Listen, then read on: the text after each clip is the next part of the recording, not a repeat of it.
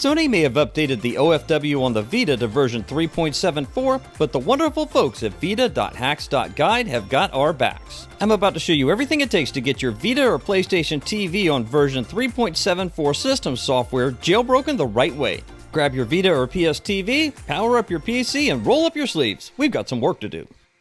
Be sure to sign into your PlayStation Network account and Wi-Fi internet access before starting. There are only two files that you need to download from your Windows-based PC to make this work, and they're both linked for you in the description below. The first one is called Final HE. It's Windows-based software that allows homebrew applications to be run on your PlayStation Vita. Scroll down on the GitHub page until you see the Assets section, and download the Final HE 7-zip file shown here. And you'll also need to download the Vita Deploy pack. It's linked in the description and hosted on GitHub. Scroll down on the GitHub page again until you see the Assets section. Then look for the zip file normally at the top of the list that says Vita Deploy and has FHE for Final HE, and click to download it. You'll have two compressed files in your Downloads folder. You'll need to uncompress the Final HE compressed file. It's not folder in folder, so when you uncompress this file, make sure that you compress it to a folder. Then delete the compressed file in order to eliminate clutter out of the Downloads folder. At this point, do not uncompress Vita Deploy. Just grab the compressed file and drag it and drop it in the folder you just created. With your folder set up, navigate into the Final HE folder. Then double-click the Final HE application to launch it.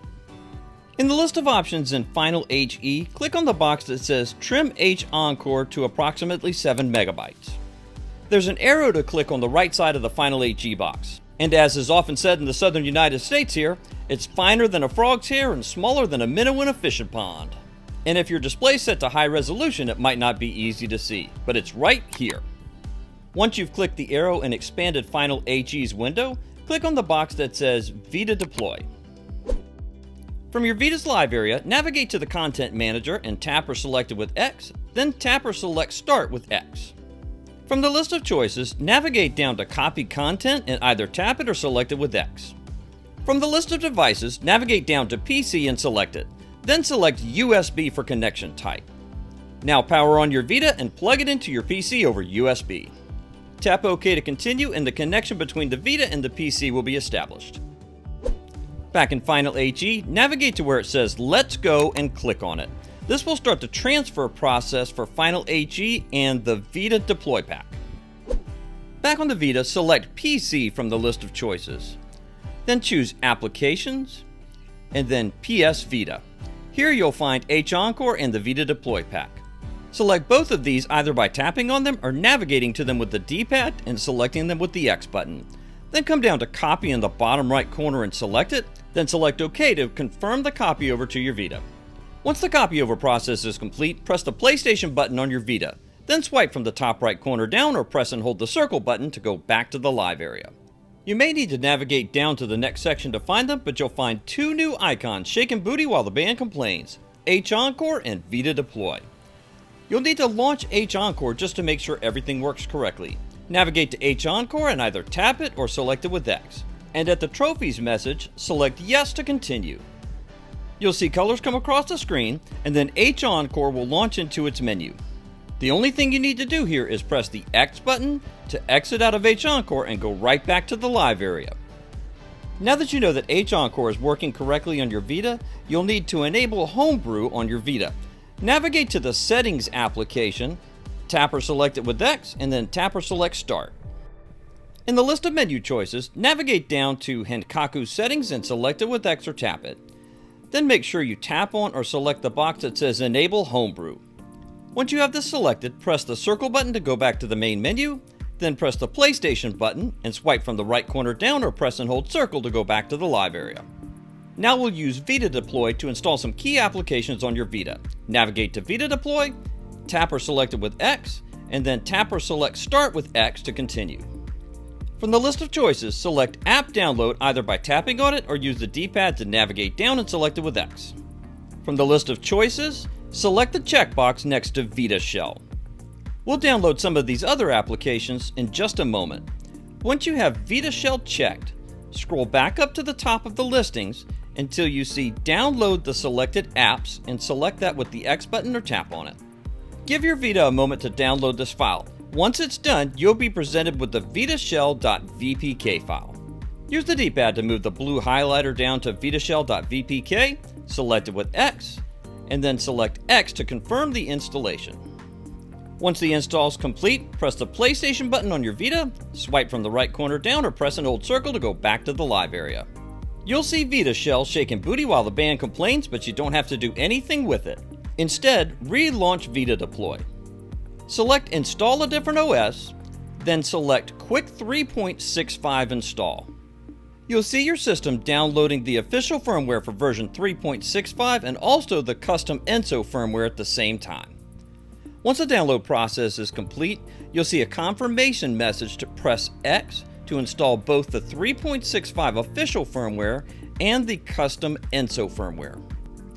Read the notice that's on screen, wait the 20-second wait period, and once that's complete, press the X button to accept and install the two firmwares. You can expect your Vita to go back to the Settings application and run the usual processes that you would see during a firmware install. When your Vita restarts, you'll see it update the databases and you'll be back at the live area. First order of business, go right back down to the Vita Deploy application. Scroll down, select Vita Deploy, tap it or select it with X, and then tap or select Start with X. Inside Vita Deploy, navigate back down to the app downloader and tap or select with X. From the list of choices, select the following two applications: Vita Homebrew Browser and ITLS Installer. Scroll back to the top to download the selected apps and tap or select it with X. Once the apps have completed downloading, you'll again be presented with the VPK files. You don't need the VitaShell.vpk file anymore. Use the D-pad to scroll the blue highlighter down to it, press triangle, and use the D-pad to scroll down to delete. Select delete with X, and then select yes with X to confirm deletion. With the blue highlight set on either one of the remaining VPKs, press the triangle button and select Mark All with the X button. Then press triangle and scroll down to where it says More and select it with X. Then select Install All. Press X to install, and then press X through each of the confirmation messages that appear. There's typically 4 of them. Once the installations are complete, press the triangle button, scroll down with the D-pad to delete and select Delete with the X button. Then when you get the prompt for confirmation, press X to confirm deletion. Press the PlayStation button, then swipe from the right corner down or press and hold circle to go back to the live area again. Tap on or select ITLS with X, then tap on or select ITLS's Start button with X to launch it. From the menu choices, select X on Install the full ITLS package. Once the ITLS installation is complete, your PlayStation Vita will automatically restart.